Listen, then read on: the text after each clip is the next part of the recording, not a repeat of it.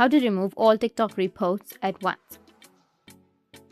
So if you want to remove all of your TikTok reposts at once, then what you need to do is first you need to open up your TikTok application. Make sure that you have a stable internet connection.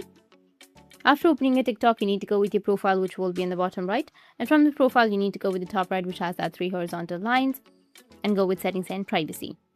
Now from here, you will have an option of activity center. You can tap on it. And here you will have all of your history. So you may have your reposts history right here. You can just simply go and delete all of your history. But if you don't find that option, you can just simply go back and then go with your repost section right here.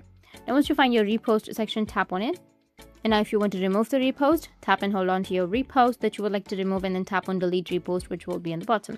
And the repost has been deleted.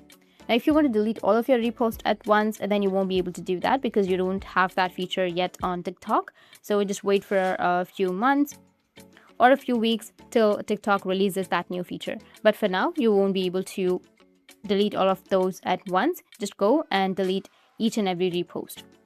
That's it, and if you have any questions, feel free to comment below. Thanks for watching.